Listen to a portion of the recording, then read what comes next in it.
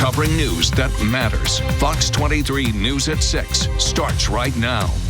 State legislators who represent different parts of Tulsa and the surrounding areas met with Tulsa City Councilors to talk about some of the biggest issues across the metro. Thanks so much for joining us for Fox 23 News at 6. I'm Shay Rozzi. And I'm Nathan Thompson. The meeting happens once a year where city and state lawmakers discuss how those issues can be tackled at the state capitol.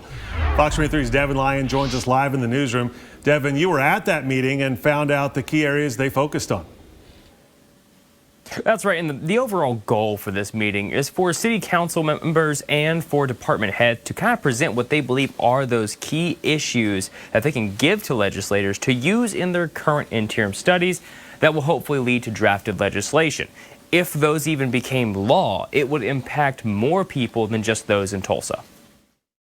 Nearly 24 members of the State House and Senate met at Tulsa City Hall with Tulsa City Councilors, each of them representing different districts of Tulsa and surrounding areas. I thought today's meeting was most beneficial, one of the best that we've ever had. It's absolutely vital that the voices of our constituents are heard. The goal for both sides were to take these key issues and integrate them into legislative interim studies, which builds legislation to address those topics. To me, if I'm a constituent, I like to know that my state representatives are talking to my city representatives and vice versa, and that we're trying to find a commonality in issues to see if we can attack issues and resolve issues. And that is, to me, the main outcome of a meeting like this. City councilors and department heads presented data in areas such as wastewater and sewage, housing, building codes, and graffiti on highways. But this meeting was not all sunshine and rainbows, as there were disagreements on a number of issues.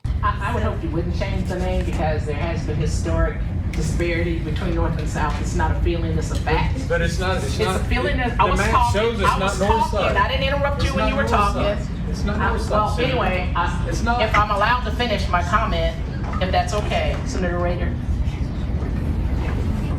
I do think we need to talk about the differences, the facilities, what's happening, what's more liquid, what's not, because it's not just a feeling, it is a fact that typically the north side is literally dumped on. Councilors also presented a study on housing showing the disparity between what types of homes Tulsans want, what's available, and the cost. I think we're all kind of missing the elephant in the room, and that's evictions. And I know this was not part of the agenda and the strategy today, but evictions for Tulsa County last year were over 45,000, which is an entire city council district. And so I'm wondering upstream what sort of legislation we are going to start addressing when it comes to evictions. There was no immediate response to that question from legislators, but I did follow up with Senator Goodwin on this. One of the councilors brought up eviction rates. Do you think that's something that could continue conversations at the Capitol? Absolutely. It's absolutely important. I had a constituent just this week, last week in particular, and it carries over, dealing with the eviction. The owner of the home has passed away. The amount that now being charged for that home that she's been renting is doubled. And yet she's on fixed income. So it does matter, those that would be evicted for whatever reason. How do we deal with that, and how do we make sure that people continue to have a roof over their head?